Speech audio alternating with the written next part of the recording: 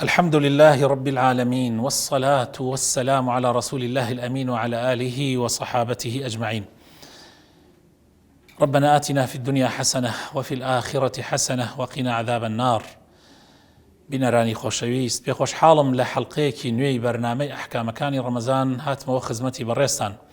حلقي أمرمان جمارة هشتو بابتا كمان باسي جوركاني روجوا. جوركاني روجو زانایانمان ڕۆژویاندا بەش کردووە بەسەر چەند جۆرێکە. جۆری یەکەم ڕۆژووی فەرز کە بریتیە لە ڕەمەزان، و طبعا ڕەمەزان بە ئەدا لە کاتی خۆیان یان بە قەزا دوایی بیدەیتەوە. ڕۆژووی فەرز ئەداءن و قەضاءن. خوای پەروەردگار لە قورئانی پیرۆزە لە سورەتی ئەلبەقەرە ئاەتی 183 تا هەروەها ئاەتی 184 و 185 و پاشان هەتا 187 باسی ڕۆژووی ڕەمەزان ئەکا و ئەحکامەکانی ڕۆژووی ڕەمەزان. یا ئەیها الذین آمنوا كتب عليكم الصيام كما كتب على الذين من قبلكم لعلكم تتقون.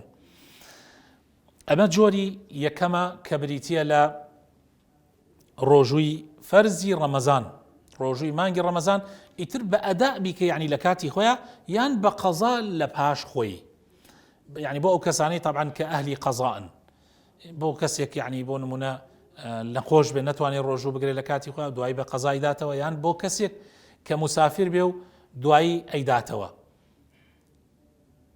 ئەوەش هەمووی ئەکەوێتە بەر جۆری یەکەم. جۆری دووهەم ئەو ڕۆژووە واجبانەیە کە ئەبنە کەفارەت، کە خوای تەعالا وەکو کەفارەت دایناوە.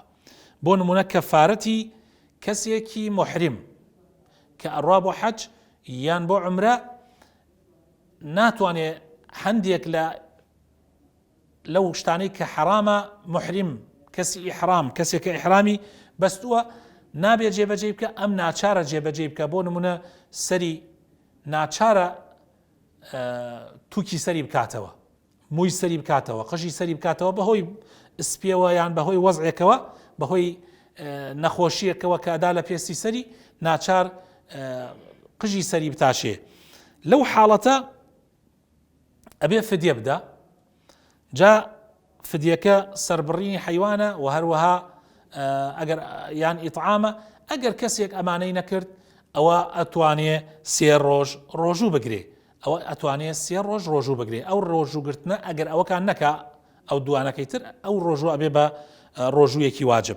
هەروەها کەسێک ئەگەر تەمەتوعی کرد، طبعا جۆرەکانی حەج 3 جۆر ئیحراممان هەیە. یەکی لەوانە تەمەتوعە کە ئینسان عومرە ئەنجام ئەدا و پاشان ئیحرام ئەکاتەوە تا ڕۆژی تەرویە، لەوە دوات جارێکی تر ئیحرام ئەبەسێتەوە بۆ حەج. ئەو تەمەتوعە لە بینی عومرەکە و لە بینی حەجەکە ئەبێ کەفارەتین فدیەی هەیە، هەدی هەیە.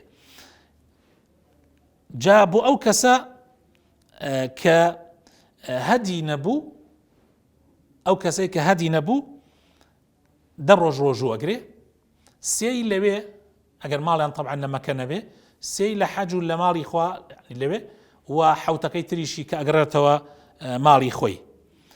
هەروەها کەفارەتی کوشتنی هەڵە، کەسێک ئەکوژێ بە هەڵە بەهۆی حادیسەی سەیارەوە یان بەهۆی هەر حادیسەیەکی ترەوە کە ئەبێتە مای کوشتنی کەسە بەرامبەرەکە، بەڵام بە هەڵە. ئەوەشی ئەو ئیشە بکە ئەگەر بەندەیەکی ئیمانداری دەست نەکەوێ ئازادیکە، ئەوە 2 مانگ ڕۆژوو بەسەر یەکەوە ئەگرێ. فەصیام شەهرەینی متەتابعین، 2 مانگ ڕۆژوو بەسەر یەکەوە شەر واجبە. هەروەها کەفارەتی سوێن، کەفارەتی سوێن 3 ڕۆژ ڕۆژوو ئەکەوێتە سەر ئەو کەسەی کەوا سوێنەکەی ئەشکێنێ، بۆ ئەو کەسەی کە توانای نەبێت دە فەقیر تێرکە یان پۆشاکیان بۆ بکە یان عەبدێک ئازادکە، ئەو کەسە 3 ڕۆژ ڕۆژوو ئەگرێ و ئەویش واجبە.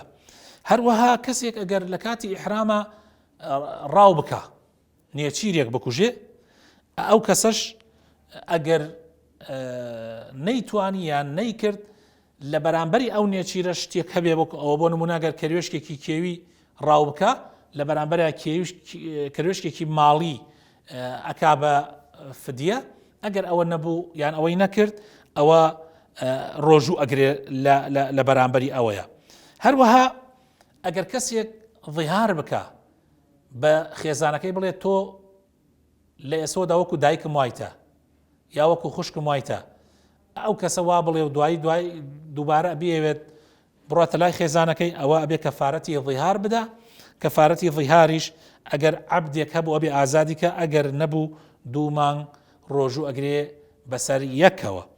هەروەها کەسێکیش ئەگەر لە ڕۆژی ڕەمەزانە لەو ڕۆژانەی کە بە ڕۆژووە لە ڕەمەزانە و لە ڕۆژەکەیە ئەگەر جیماع لەگەڵ خێزانەکەیە بکە ئەوە ئەویش کەفارەتەکەوێتە سەری. ئەگەر عەبدێک دەستکەوت ئازادی کە، ئازادێکە ئەگەر نەبووە بێت 2 مانگ ڕۆژوو بەسەر یەکەوە بگرێت.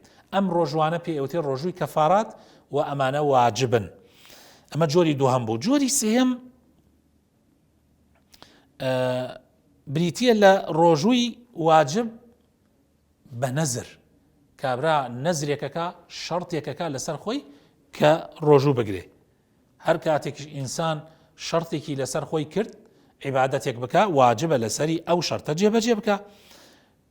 لە حەدیثی دایکە عایشە هاتووە خوای لێ ڕازی بێ ئەفەرمێ پێغەمبەری خوا صلی الله عليه وسلم فەرمووی من نذر أن يطيع الله فليطعه ومن نذر أن يعصي الله فلا يعصيه. ئیمامی بوخاری ئەیگەڕێتەوە ئەفەرمێ کەسێ نەزری کرد کەوا ئیطاعی خوا بکە، یعنی هەر جۆرە ئیطاعەیەکێکە لەو ئیطاعانە ڕۆژووە مەسەلەن ئەگەر قەراری دا عیبادەتێ لەسەر خۆی فەرزکە نەزری کرد لەسەر خۆی شەڕتی کرد لەسەر خۆی ئەوە ئەبێ جێبەجێی کە. بەڵام ئەگەر کەسێ نەزری کرد لەسەر خۆی معسیەتێک بکە خوا پەنامان بدایانی مەسەلەن بۆ نمونە نەزری معسیەت ئەوە ئەڵێ خوایە ئەگەر ئەو شتم بۆ بکەی یان ئەگەر ئەو شتە ببێ مەسەلەن من 7 ماڵ سواڵەکەم، طبعا ئەو سواڵە حرامە و نابێ بیکە. ئەگەر کەسێک بڕیاری دا معسیەت بکە یعنی نەزرێک معسیەت ئەوە نابێ جێبەجێی بکە. هەروەها لە حەدیثی ئیبن عەباسی شهاتوە خوای گەورە لە خۆی و لە باوکیشی ڕازی بێت ئامۆزای پێغەمبەر صلی الله علیه وسلم ئەفەرمێ پیاوێک کاتە خزمەتی پێغەمبەری خوا صلی الله علیه وسلم فەرمووی ئەی پێغەمبەری خوا دایکم مرد و مانگێک ڕۆژووی لەسرە، ئایا بە قەزا بیگەڕمەوە؟ پێغەمبەری خوا صلی الله علیه وسلم فەرمووی بەڵێ قەرزی خوا ئەحەقترە کە ئینسان شایستەترە و شایەنترە کە ئینسان بیداتەوە. و لە لەفزێکە هاتووە ئافرەتێک هاتە خزمەتی پێغەمبەری خوا صلی الله علیه وسلم فەرمووی دایکم مرد و 1 مانگ نەزری کردبوو ڕۆژوو بگرێ، ئایا بۆی بگرمەوە؟ پێغەمبەری خوا صلی الله علیه وسلم فەرمووی ئەگەر قەرزێک لەسەر دایکت بێ پاشمردنی بۆی ئەدەیتەوە؟ وتی بەڵێ. دەی فەرمووی ڕۆژۆکەشی بۆ بەرەوە، حەقی خوایە و حەقی خوا ئەحەقترە و شایەنترە بدرێتەوە. ئەم حەدیثە طبعا لە بوخاری مسلیمە هاتووە. هەندێک ڕۆژووشمان هەیە گرتنی حرامە. ئێمە باسی ئەومان کرد ڕۆژوگرتنی واجب، ئەو 3 جۆرە ڕۆژوگرتنی واجب بوون. جۆرێکی تر ڕۆژوگرتنی حرام، یعنی حرامە ڕۆژوو بگری. جاری وا هەیە ڕۆژوگرتن حرامە، وەک چۆن جاری وا هەیە فەرزە جاری واشە حرامە. ڕۆژوگرتنی حرام وەکو چی؟ وەکو ڕۆژوگرتنی دوو جەژنەکە، ڕۆژوگرتنی 3 ڕۆژی تەشریقی دوای جەژنی قوربان. ئەو 5 ڕۆژە جەژنی ڕەمەزان کە 1 ڕۆژە، جەژنی قوربانیش ڕۆژێکە ئەوە 2، 3 ڕۆژەکەی تەشریقی دوای ڕەمەزان دوای جەژنی قوربانیش ئەمانە محەڕەمن کە ئینسانی مسلمان تایە ڕۆژوو بگرێ. تقریبا ئیجماعی لەسەرە، تەنها مالیکیەکان نەبێ ئەڵێن ئەو 2 ڕۆژەی ئەو 3 ڕۆژە کە لە دوای جەژنی قوربانە ئەوان ئەڵێن 2 ڕۆژە ناڵێن 3 ڕۆژە. پێغەمبەری خوا صلی الله عليه وسلم قەدەغەی کردووە لە گرتنی ئەو ڕۆژانە و عولەماش ئیجماعن لەسەری کردووە کەوابوو ڕۆژی جەژنی قوربان، ڕۆژی جەژنی ڕەمەزان، ڕۆژی جەژنی قوربان و 3 ڕۆژەکەی دوای ئەوەش حرامە ئینسانی مسلمان ڕۆژوو بگرێ، حرامە ئینسانی مسلمان ڕۆژووی تیا بگرێ. هەروەها یەکێکی تر لەو ڕۆژوانەی کە دروست نییە بگیرێ و حرامە ئافرەتێک ئەگەر بێ ڕۆژی سنت بگرێ لە کاتێکا کە مێردەکەی ئامادەیە و ئیزنی لە مێردەکەی وەرنەگرتووە لە کاتێکا کە مێردەکەی ئامادەیە و ئیزنی لە مێردەکەی وەرنەگرتەوە بەبێ ئیزنی مێردەکەی ڕۆژوو بگرێ حرامە پێغەمبەری خوا صلی الله عليه وسلم فەرمێ لا تصوم المرأة يوما واحدا وزوجها شاهد إلا بإذنه إلا رمضان يعني ئافرەت بۆی نییە هیچ ڕۆژێک بە ڕۆژوو بێ لە کاتێکە کە مێردەکەی ئامادەیە ئیلا بە ئیزنی ئەو نەبێ مەگەر ڕۆژوی ڕەمەزان بێ ئیتر ڕۆژوی ڕەمەزان طبعا مەبەستی قەزایە و ئەدا و قەزا يعني ئەگەر لە کاتی خۆیان ڕەمەزان بوو ئەدا کردی ئەوە ئەبێ بیگرێت ئیزنی ناوێت و لە دوای ئەوەش قەزاکردنەوەکەی بە ئیتیفاقێک طبعا ئەبێ مێردەکەی هین بێ ئەو کاتەش نابێ بیگرێ ئیلا ڕۆژێک دیاریکە کەوا وەکو چۆن بڵێ گونجاو بێ بۆ خۆی و بۆ مێردەکەشی جگە لەوە ڕۆژووی سنت بە هیچ شێوەیەک حەڵاڵ نییە و حرامە ڕۆژووی سنت حرامە هەروەها ڕۆژێکی ترش لەو ڕۆژانەی کە حرامەتیایە ڕۆژوو بگرێ یەومی شەککە یعنی ڕۆژی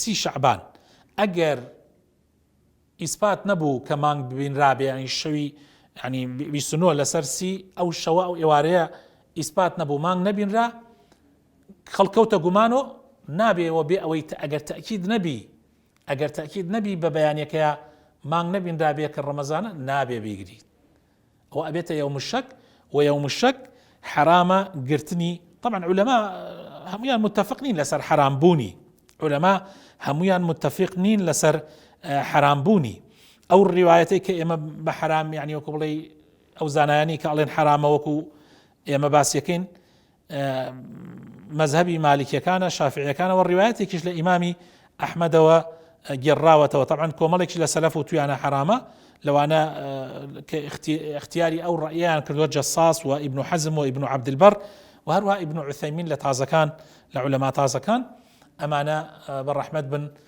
بۆ تویانە حرامە ڕۆژووی شەک بگیرێ طبعا بڕێ بەڵگەش دێننەوە یەکێک لەوانە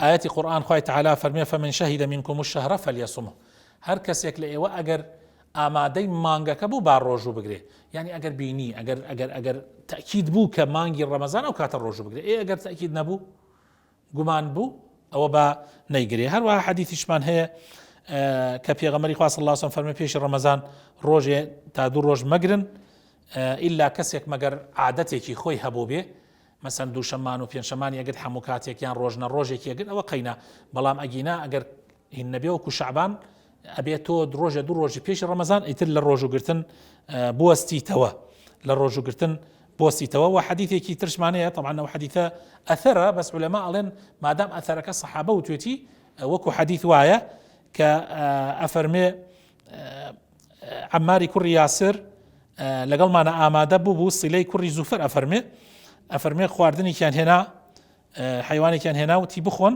فەرمی هەنێ کەس لەوانەی کە لەگەڵ یابوون هاتنە دواوە فەرمووی بۆچی ڕۆنە دواوە یعنی بەشدار نابن لەگەڵمان لە خواردنەکە وتیانی ماهان بە ڕۆژوو جا عەماریش فەرمووی من صام يوم الشك يوم الذي يشك به الناس فقد عصى أبا القاسم فەرمووی هەر کەسێک ئەگەر ڕۆژی گومان و ڕۆژی شەک بە ڕۆژوو ببێ ئەوە معسیەتی ئەبول قاسمی کردووە ئەمە ئەلبانی لە صحیحی ترمذیە بە صحیحی داناوە هەروەها بەڵگەی تریش لەم بارەوە دێننەوە بە کورتی و بە کوردیەکەی یەوم الشەکیش لای زۆرێک لە زانایان حرامە ڕۆژوگرتنتیایە کەوا بوو ئەوەی کە لە دەرسی ئەمڕۆی ئەمە باسمان کرد ئەوەیە کە ڕۆژە واجبەکان کە بریتی بوو لە ڕۆژوی ڕەمەزان ئەدا ئەو قەزا و کەفاراتەکان ئەو کەفاراتانەی کە عەرزمان کردن وتمان هەیە و هەروەها ڕۆژوویەک کە واجب بوو بێ بە نەزر یعنی خۆ نەزر کرد بێ لەسەر خۆت ئەمانە واجبن و کۆمەڵێکی تریش لە ڕۆژەکان حرامە ڕۆژوگرتنتیایە لەوانە ڕۆژەکانی هەردوو ڕۆژەکەی جەژنی قوربان و ڕەمەزان و سێ ڕۆژەکەی دوای جەژنی قوربان و ڕۆژوگرتنی ئافرەت ڕۆژی سونەت یعنی بەبێ ئیزنی مێردەکەی و ڕۆژی گومان کە پێوترێ ڕۆژی شەک خی پەروەردگار بخاتن ناوە جوانەکانی خۆی علممان زیاد کە شارەزاییمان بکە ومان پێ بکە کە ئیلتیزام بە دینی خواوە بکەین کە بەردەوام بین لەسەر سونەتەکانی پێغەمبەری خوا صلی الله عليه وسلم یا ربی خوایە طاعەت و عیبادەتی ئەم مانگە پیرۆ زمانی قبول بکەی آمین وصلى اللهم وبارك على سيدنا محمد وعلى آله وصحابته أجمعين.